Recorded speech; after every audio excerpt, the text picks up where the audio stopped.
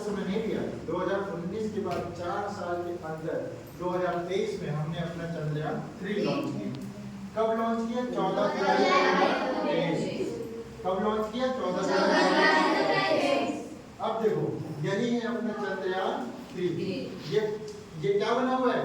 चंद्रयान 3। ये क्या है? रॉकेट। ये क्या है? रॉकेट। ये क्या है? रॉकेट। ये क्या है? रॉकेट। ये क्या है? चंद्रयान 3 यही है। तुमको क्या लग रहा है? ये पूरा चंद्रयान 3 है। चंद्रयान 3 तो सिर्फ इतना है और इस बॉक्स के अंदर 3 लोग हैं।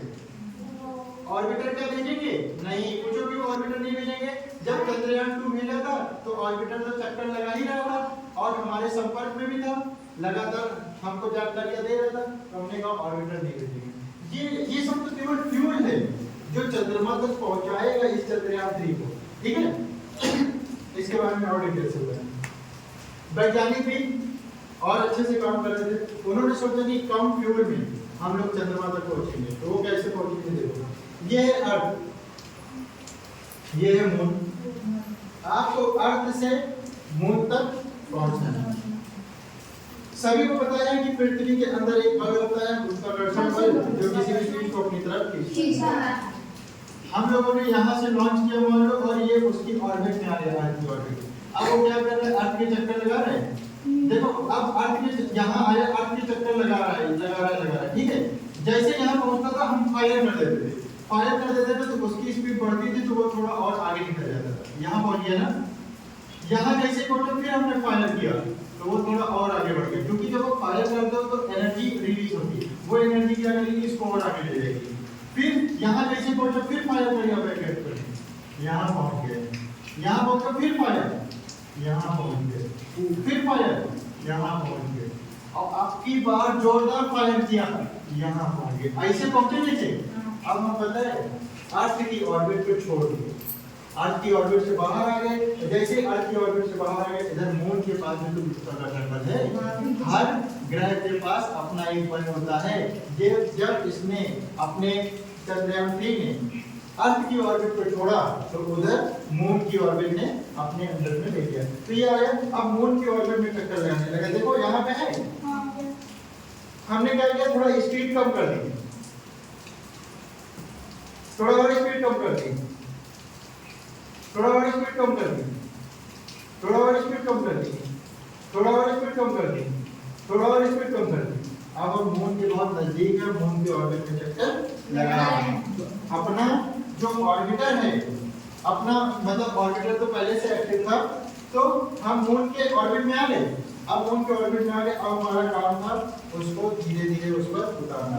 तो क्योंकि पिछली बार जो हमने गलतियां की थी उस गलती को सुधार लिया, और इस बार हम बहुत ही होशियारी से धीरे धीरे उसकी स्पीड कम करते गए, और स्पीड कम करते फिर हमने लैंड करा लिया। तो इस बार का मिशन हमारा कैसा रहा?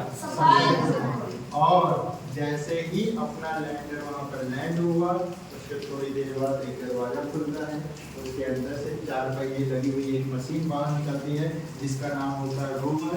वो मशीन बाहर निकलती है, कुछ दूर तक चंद्रमा की सतह पर चलती है, और वैज्ञानिकों को संतुष्टि मिल जाती है कि दुनिया का पहला ऐसा देश जो चंद्रमा के साउथ पोल में गया, यानी कि दक्षिण पोल पे गया। तो एक बार वैज्ञानिकों के लिए क्लैप हो।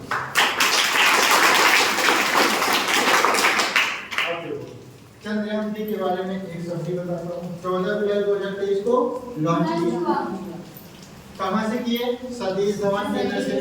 कहाँ पर है? श्रीहरिकोटा किस जिले में है? नेल्लोर जिला। किस राज्य में है? इसको जब लॉन्च करना था तो कौन सा सैटेलाइट को रॉकेट यूज किया? इसको बाहुबली रॉकेट के नाम से भी हम लोग जानते हैं। मात्र 615 करोड़ रुपए में हम लोग चंद्रमा तक पहुंच गए थे। उसके पीछे क्या रीजन था? हमने फ्यूल का कम इस्तेमाल किया। कैसे? एक बार बताओ। जैसे यहाँ पहुंचा है रॉकेट अपना, मतलब चंद्रयान 3, अब यहाँ पे तो अर्थ की ऑर्बिट काम कर ही रही है, तो अर्थ की ऑर्बिट तो अपने चक्कर लगवाई दी है। हमने अपना एक जन ऑफ कर दिया, ये यहाँ पहुंचा, फायर कर दिया। जब फायर किया, जैसे यहाँ आया, अब पता है ऑर्बिट अपना चक्कर लगाई देगी, ने फायर कर दिया, फिर इंजन ऑफ, अब ऑर्बिट चक्कर करवाएंगे ऐसे ऐसे, और यहाँ पे जब पहुंचे तो धीरे धीरे स्पीड कम करते करते पहुंचे। इसीलिए मात्र 315 करोड़ में हम लोग क्या किए, चंद्रयान 3 सक्सेसफुल बना दिए। 3 मॉड्यूल बनाए थे हम लोगों ने। एक भेजा था प्रणोदक, प्रणोदक का काम ये था नेविगेशन का काम। नेविगेशन का काम करने के लिए चंद्रमा पर बहुत बड़े बड़े गड्ढे हैं, चंद्रमा पर बहुत बड़े बड़े गड्ढे हैं। मान लो अपना लैंड कर जाए और किसी गड्ढे में जाके लैंड कर जाए तो शायद वो हमारे उतने काम करना रहे, हमारे संपर्क में ना रहे ना। तो हमने प्रणोदक भेजा, उसका काम क्या था, नेविगेशन करने का। लैंडर भेजा, उसका क्या काम था, उतरना। और रोवर भेजा, उसका क्या काम था, वहां पर रिसर्च करना, वहां की मिट्टी को लेकर। हमारे लिए प्राउड मोमेंट था कि नहीं? हाँ, क्योंकि इससे पहले यूएसए गया था, रशिया गया था, चाइना गया था, लेकिन ये सभी नॉर्थ पोल में गए थे। मात्र ऐसा भारत देश है जो साउथ पोल में लैंडिंग किया था। तो बताओ दुनिया का पहला देश जो चंद्रमा के साउथ पोल में लैंडिंग किया हो। यहाँ पर तो तुम लोगों को कुछ बात करता। अच्छा, साउथ पोल में उतरना इसलिए नहीं था क्योंकि वहाँ पर सूर्य का प्रकाश नहीं है, तापमान -230 डिग्री है। और पता है अपने यहाँ एक दिन में कितने घंटे होते हैं? और एक दिन में एक रात, मतलब एक कंप्लीट जो 24 घंटे का टाइम होता है उसमें 12 घंटे दिन 12 घंटे रात। चंद्रमा पर एक दिन कितने दिन के बराबर होता है पता है? 14 दिन। मतलब अपने यहाँ पे जो एक दिन है ना उतने 14 दिन होंगे, तो चंद्रमा पे एक दिन होगा। अब इसके पीछे रीजन पता क्या है? पृथ्वी अपनी ज्यादा तेज गति से घूर्णन कर रही है, लेकिन चंद्रमा उससे धीमी गति में घूर्णन कर रहा है। अपनी पृथ्वी से धीमी घूर्णन करने लगेगी तो अपने यहाँ के दिन बड़े हो जाएंगे। ठीक है, यहाँ पे मैं आपको बताता हूँ। देखो ईंधन, ईंधन समझते हो तुम लोग? अच्छा चलो वो छोड़ो, नहीं समझते तो कोई बात नहीं, मैं बताता हूँ। अच्छा ये बताओ गाड़ी को, बाइक को चलाने के लिए क्या चाहिए? पेट्रोल ईंधन जो बाइक को चलाते हैं ना। अच्छा बताओ हमको चलाने के लिए क्या चाहिए? ऊर्जा। ऊर्जा यानी कि खाओगे पियोगे वो ना, तो वो हमारे लिए क्या है? ईंधन। चंद्रयान 3 को चंद्रमा तक पहुंचाने के लिए तुम्हें क्या चाहिए होगा? ईंधन। और वही ईंधन ही उसको वहां पहुंचाएगा। तो हमने देखो 3 तरीके के ईंधन यूज किए। सॉलिड यानी जो ठोस ईंधन था, लिक्विड यानी कि द्रव ईंधन, और उसके बाद क्रायोजेनिक इंजन का इस्तेमाल किया था। तो सुनो, हम क्या किए, लॉन्च किए, हमारा जो ठोस ईंधन था वो एक्टिव हुआ, गया ऊपर, जाता गया जाता गया जाता गया जाता गया। एक समय ऐसा आया कि हमारा ठोस ईंधन खत्म। जब हमारा ठोस ईंधन खत्म तो मैं रफ भी करते जा रहा हूँ जिससे तुम लोगों को और ज्यादा पीछे से देखो।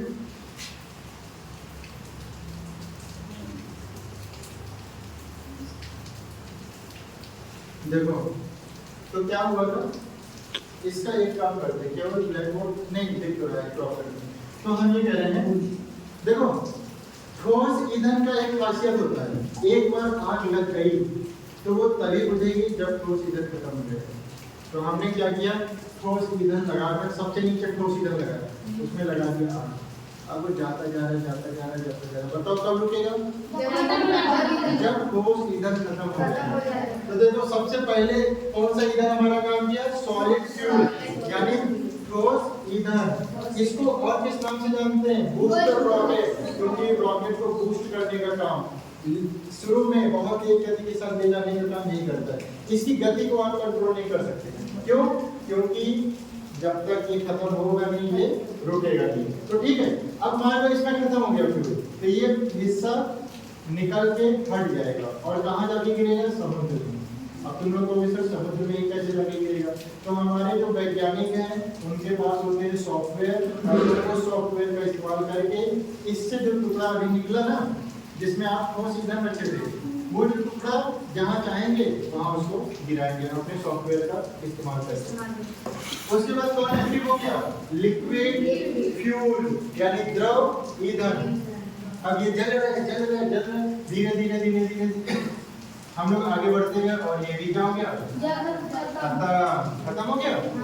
और पता है लिक्विड जो फ्यूल था उसका नाम हम लोग ने रखा था विकास इंजन। क्या नाम रखा था? विकास इंजन। हम लोग क्या करते हैं, जब किसी का नाम रखना होता है तो अपने किसी पुराने वैज्ञानिकों के सम्मान में नाम रख देते हैं कि उसका नाम अमर हो जाए, हमेशा के लिए, मतलब वो जिंदा रहे इंसान। तो हमने इसका नाम विकासशील इंजन रखा था। और ऊपर गए तो हमारा तीसरा स्टेज आ गया। पहला स्टेज क्या था? Solid fuel. दूसरा स्टेज क्या था? Liquid fuel. और तीसरा स्टेज क्या गया है? Cryogenic engine. जिस क्रायोजेनिक इंजन, ये क्या है? Cryogenic engine. इसमें भी क्या है? फ्यूल। इसमें भी क्या है? फ्यूल। और धीरे धीरे ये भी तो खत्म होगा। अब तुमको जो उतना बड़ा नीचे से जब धरती से गया था तो उतना बड़ा दिख रहा था ना, अब जाके कितना हो गया? ये ना। उसके बाद अब ये पहुंच चुका है चंद्रमा की सतह पर, तो अब ये क्या होगा? बॉक्स खुल जाएगा और ये क्या हो जाएगा? अब खुल जाएगा, ठीक है। और जब ये खुलेगा ना, मतलब ये समझ लो ऊपर एक प्लास्टिक का ढक्कन था, वो खुला तो अंदर से 3 लोग निकले। एक निकला प्रवर्तक जो नेविगेशन करेगा, ये बताएगा लैंडर को कि किस जगह पर तुम उतरो, कहाँ गड्ढा नहीं है।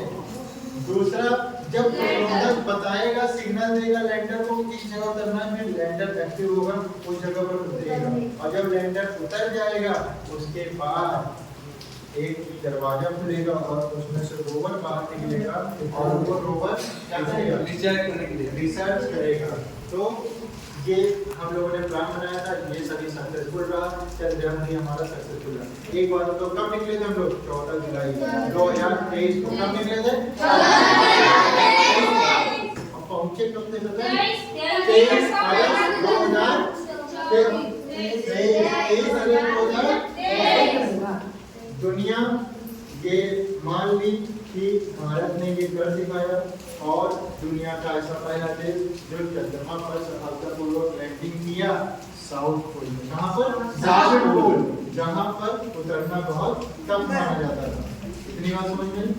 उसके बाद प्रधानमंत्री नरेंद्र मोदी जी ने ये घोषणा करी कि इस चीज को यादगार बनाने के लिए हम हर साल 23 अगस्त को नेशनल स्पेस डे यानी राष्ट्रीय अंतरिक्ष दिवस मनाएंगे।